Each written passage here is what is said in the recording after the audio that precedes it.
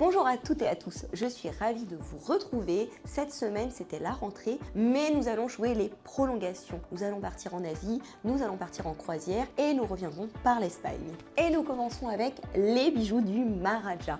L'histoire d'un petit Maharaja, un petit peu pantouflard au départ. Attention, sa vie n'est pas aussi parfaite et luxueuse qu'elle y paraît. Les réunions, ça dure longtemps, trop longtemps. Et tout le monde le prend pour une fille parce qu'il porte des tuniques. Et quoi? Et alors? Ce ne sont pas des robes. Et pourtant, qu'est-ce que ça ferait? Il va se faire enlever. Enlever par qui? Par des pirates.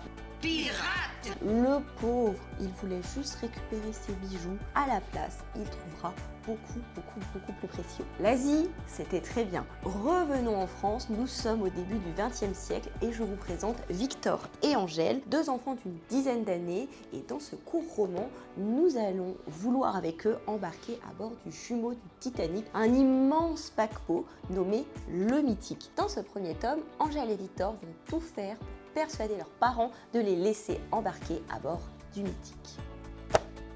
Et dans ce second tome déjà publié, Angèle et Victor ne vont pas chômer puisque la comtesse de Beauregard s'est fait dérober son précieux, son bijou, un scarabée d'or. Et nous terminons avec une bande dessinée pour les plus grands, une merveille, la Bibliomule de Cordoue. C'est l'histoire de Tarid, un bibliothécaire qui apprend que dès le lendemain aura lieu un énorme autodafé.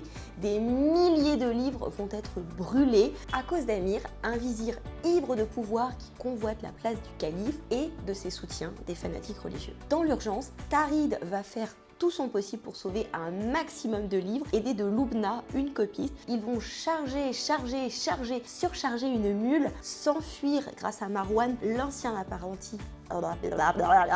Grâce à Marwan, l'ancien apprenti de Tarid, ils vont fuir à travers l'Espagne pour sauver les livres et la culture. Cette bande dessinée est un régal qu'il est impossible de lâcher avant d'avoir terminé la dernière case.